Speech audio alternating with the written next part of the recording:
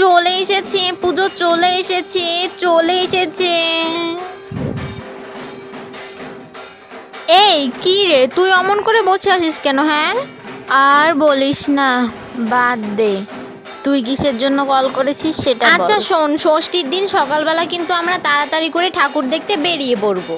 কি, তোর কি মাথা খারাপ? ষষ্ঠীর দিন কত কাজ, ঘর দুয়ার পরিষ্কার করতে হবে সেটা জানিস?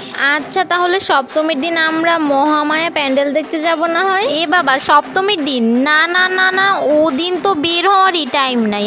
আমার মাসি বাড়ি থেকে অনেক লোকজন আসবে, রান্না বান্না করে পুজো দেখে। না না না, ওদিন তো বের হওয়ারই যাবে না সপ্তমীর দিন।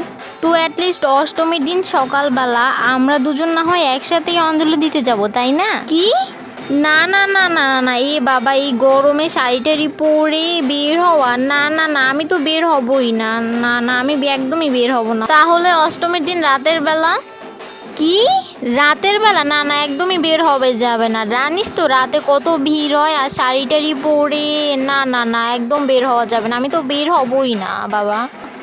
তাহলে দশমীর দিন সকালবেলা অন্তত পক্ষে সিঁদুরটা তো খেলতে যাবি আমার সাথে। দশমীর দিন সিঁদুর খেলা? এ বাবা, না না না না, তুই তো জানিসই যে এসবে আমার অনেক অ্যালার্জি। আর দশমীর দিন আমি একটু রেস্ট নিতে চাই রে। 5টা দিন কত ধকল, দশমীর দিন আমি একদম রেস্ট নিতে চাই, কারণ এত ধকল। আচ্ছা শোন, আমি না একটা সিদ্ধান্ত নিয়ে ফেলেছি যে আমি আর হোয়াটসঅ্যাপ চালাবো না। আর তুই কিন্তু আমাকে কোনো টেক্সট করবি না, বলে দিলাম কিন্তু।